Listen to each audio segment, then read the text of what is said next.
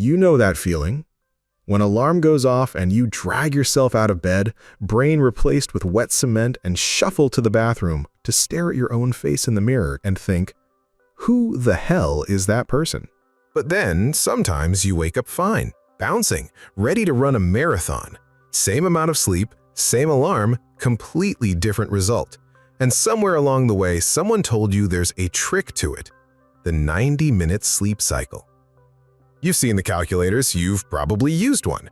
Go to bed at this exact time and you'll wake up at this exact time, feeling like a Disney princess. Miss it by 15 minutes and you're apparently doomed to a day of zombie existence. Here's the thing, it's bullshit.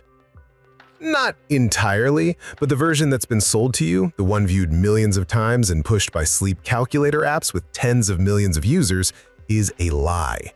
And I'm not just saying that. Sleep scientists are saying it loudly. Let's rewind. The 1950s, scientists are hooking people up to EEG machines, watching brain waves wiggle across paper, and they notice something. Sleep isn't one flat thing, it's a tide. It rolls out through light sleep, out further into deep sleep, then rolls back in through REM, rapid eye movement, where your brain goes absolutely nuts with dreams. Then it rolls back out again.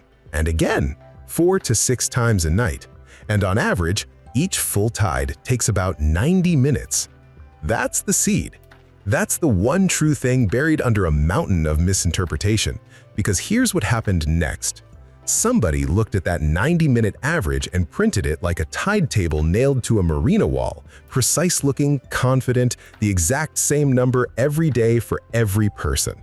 Aha! They said, so if I just time my sleep in 90-minute blocks, I'll always step out of the water at the perfect moment. A recent Popular Science report found that something like 1 in 10 adults have actually tried this sleep calculator hack.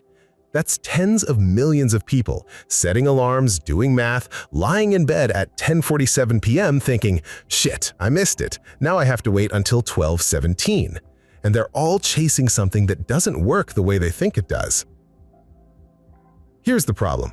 Sleep cycles aren't 90 minutes. They're approximately 90 minutes on average across a population, which is science speak for, this is a rough estimate, please don't build your entire life around it, you absolute maniac. Dr. Andrea Matsumura, a board-certified sleep physician, puts it bluntly. The actual length varies from person to person, and even in the same person from night to night. Your first tide of the night might roll out for 70 minutes. Your second might stretch past 100, dragging you further out before it brings you back. So if you're doing alarm clock math assuming every tide runs exactly 90 minutes, you're already off course by the second cycle. But it gets worse. Sleep psychologist Dr. Jade Wu points out that cycle length depends on how much sleep you need that night, your hormones, your sleep environment, what you ate, your stress, alcohol, illness, basically everything that makes you a person instead of a machine on a fixed clock cycle. A glass of wine changes it, a stressful day changes it, a room that's too warm changes it. You cannot predict this tide, you cannot regulate it, you cannot hack it. Not with math anyway. The Sleep Health Foundation, a major Australian sleep organization, calls the entire sleep calculator trend unscientific hype. They say it takes 2 real facts, that cycles average 90 minutes and that waking from REM feels better, and, quote, massively overgeneralizes them into a promise biology never made. Massively. Overgeneralizes. That's polite academic speak for, this is nonsense, please stop. But here's where it gets genuinely interesting. The 90-minute hack isn't just imprecise, it's based on a misunderstanding of what sleep actually does. The logic is simple. Wake at the end of a cycle, light sleep or REM, and you'll feel refreshed. Wake in the middle of deep sleep and you'll feel like death. That part's true. Waking from deep sleep is brutal. But here's the twist. According to Dr. Jade Wu, in the second half of the night, the part where your alarm actually goes off, healthy sleepers don't even enter deep sleep anymore. The tide doesn't go that far out that late. Deep sleep happens early. The morning hours are dominated by REM and light sleep, already close to the surface. Read that again. So all that anxiety about waking up in the wrong part of the cycle, about being violently dragged up from the depths of your brain's darkest slumber, you're not. You were never that far out to begin with. By the time your alarm goes off, you're already back near the shore. It's like flinching on the beach every morning because you're sure a wave is about to slam into you, except the tide rolled back out hours ago. There was no way of coming. There never was. But there's a deeper issue here, the one that actually hurts people. The sleep cycle hack creates anxiety. Think about it. You go to bed, you're tired, but you can't sleep. You look at the clock. It's 11:12 p.m. Your ideal bedtime was 10:45. Now you're ruined. Now you wake up groggy. Now the whole day is going to be a disaster. So you lie there, wide awake, heart racing, angry at yourself for not falling asleep on schedule. And the irony, the anxiety itself is keeping you awake. The very thing that was supposed to help you sleep is now the thing preventing it. This is what happens when we turn biology into a productivity hack, when we treat our bodies like machines that can be optimized with a spreadsheet. A 2024 survey from the American Academy of Sleep Medicine found that 81% of Americans lose sleep worrying about their sleep. 81%! Not sleep deprivation, sleep anxiety deprivation. An entire population losing rest in the effort to perfect it. We're not machines. We're not tide tables printed once and bolted to a wall. We're the actual water, moving, unpredictable, pulled by forces bigger than a spreadsheet. Dr. Fazia Siddiqui, medical director of a major sleep center, says the best thing you can do isn't calculating bedtimes. It's maintaining a consistent sleep schedule. Regular bedtimes, regular wake times, even on weekends.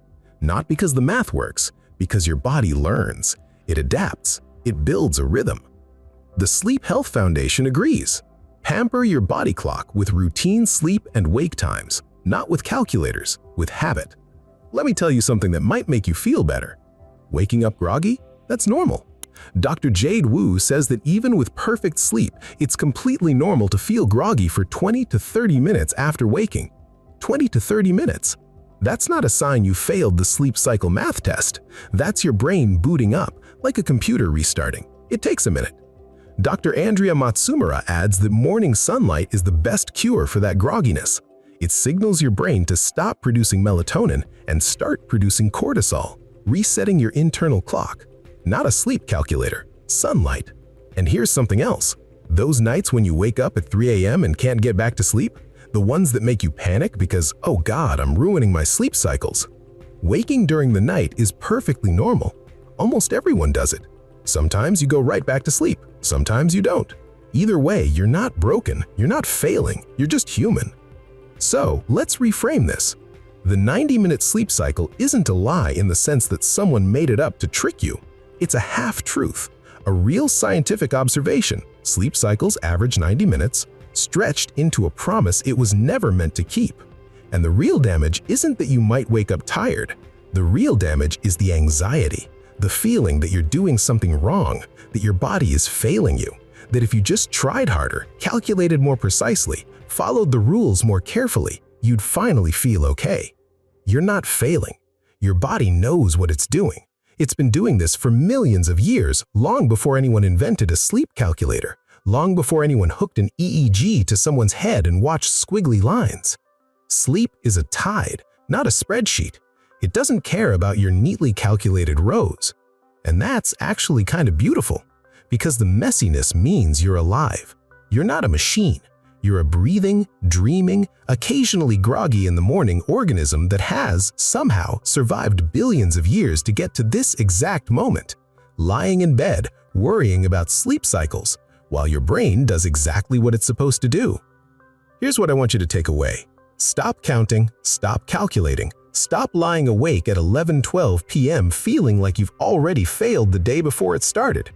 Go to bed when you're tired, wake up when you need to, get some sunlight in the morning. And if you're groggy for 20 minutes, that's not a bug. That's your brain saying, hold on, I'm coming, give me a second. The sleep cycle isn't a lie, but the idea that you can hack it, control it, get the math exactly right and never be tired again, that's the lie, and it's time to let it go. Sleep isn't a problem to be solved. It's a tide, messy, imperfect, sometimes difficult, but absolutely miraculous. pulling you out and carrying you back in on a schedule older than clocks, older than you. So tonight, don't do the math, just sleep. If that made something click, hit subscribe. New videos dropping on this channel covering the hidden science behind the way you think, feel, and behave, explained simply, visually, and in a way that actually sticks. Hit the bell so you never miss one. The answers have always been there. You just needed someone to explain them.